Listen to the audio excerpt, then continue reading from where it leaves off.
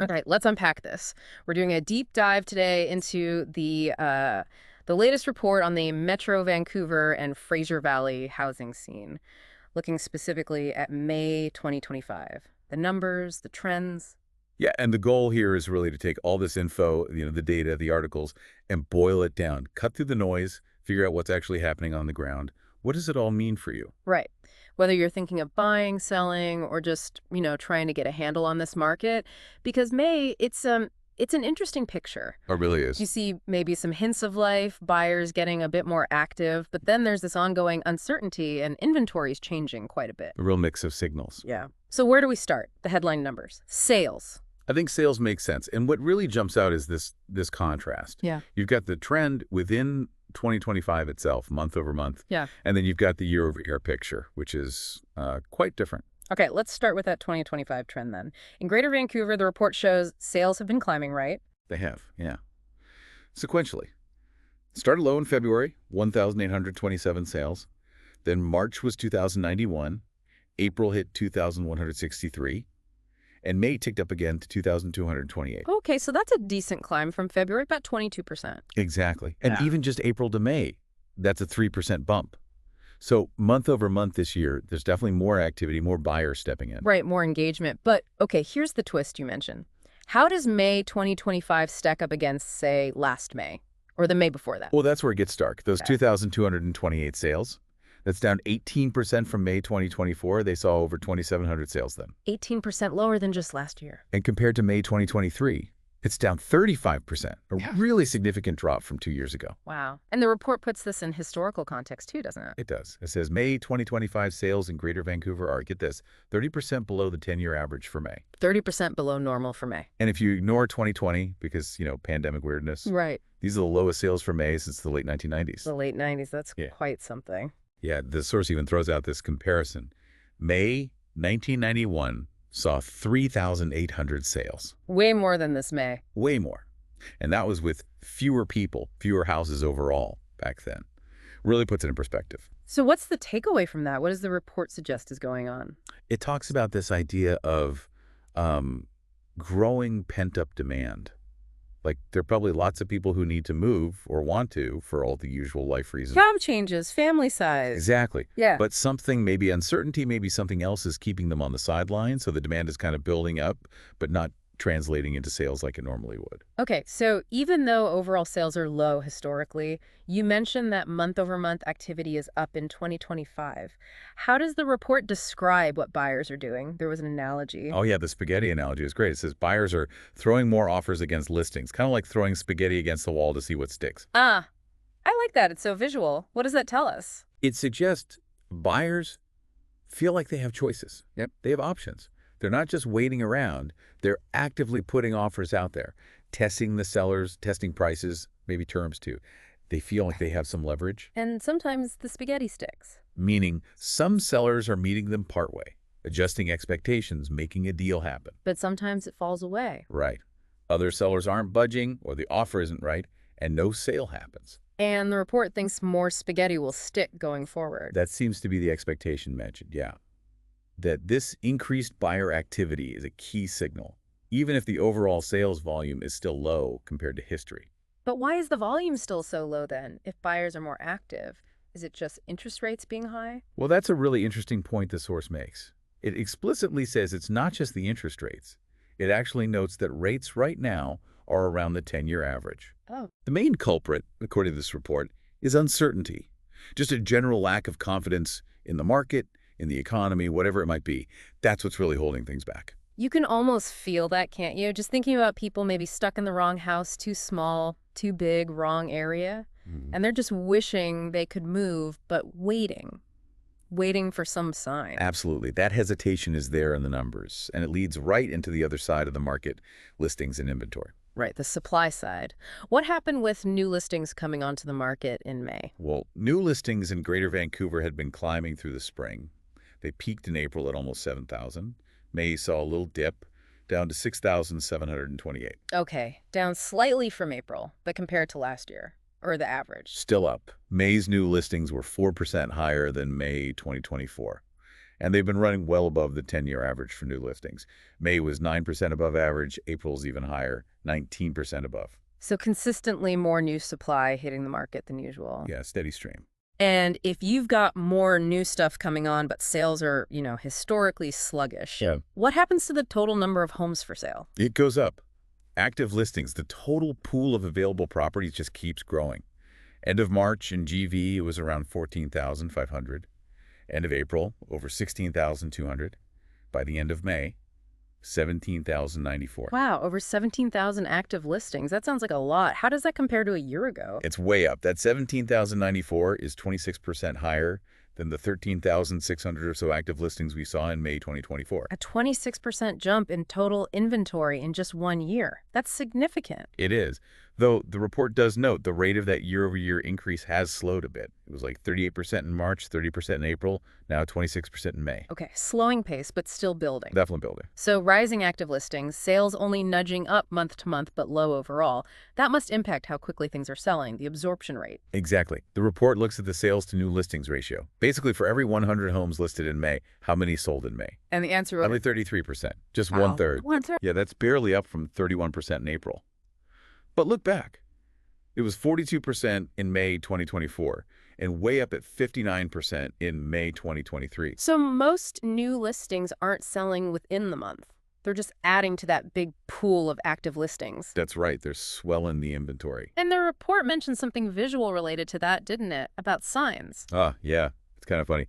It mentioned seeing way more for sale signs around without the sold sticker on top.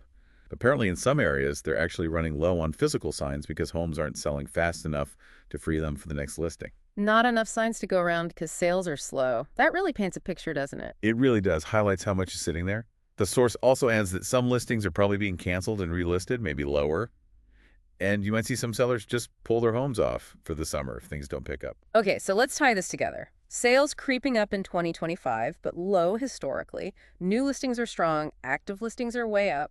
What does this mean for the overall market balance? Who has the advantage right now? Well, this leads to a really key metric the report focuses on: months of supply.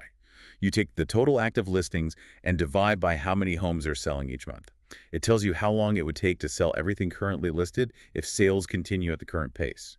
And higher numbers favor buyers, right? More supply relative to demand. Exactly. And in Greater Vancouver, that number went from 7 months of supply in April up to 8 months in May. 8 months. And what does that signify in terms of market type? According to the standard definitions used, 8 months pushes the region overall firmly into a buyer's market. A buyer's market for Metro Vancouver as a whole, that feels like a big shift. What does that actually mean for people out there? It means, generally speaking, buyers have more negotiating power, more choice, less pressure, more time to think. The report really frames this as a window of opportunity. It actually says, and I'm quoting here, this could be potentially the greatest buying opportunity we've seen in many years. Wow. Strong words. Yeah. And that's why buyers are throwing that spaghetti, right? They sense they have leverage now. Okay, so GV overall is at 8 months.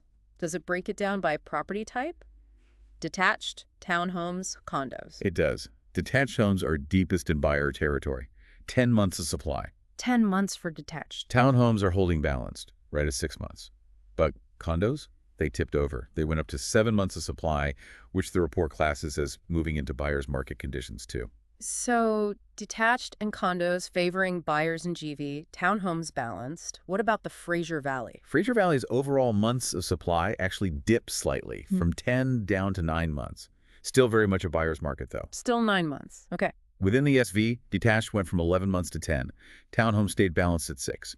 And condos there went up a bit from 7 months to 8 months. So buyer's market conditions pretty widespread, especially for houses and condos in both regions. But these are broad averages. The report stresses looking local, right? Absolute crucial. It says something like, you don't know what each neighborhood is doing until you dig into them. And May definitely showed that, a real patchwork. Give us some examples. What local spots did the report call out? Well, West Vancouver was interesting. Sales there nearly doubled from April to May. Went from 38 to 68. Big jump month over month. Yeah, their best month since last June. Although, interestingly, it was flat compared to last May. Okay. And because sales jumped so much, their months of supply dropped a lot from 19 down to 11. Still a buyer's market at 11 months, but a big shift.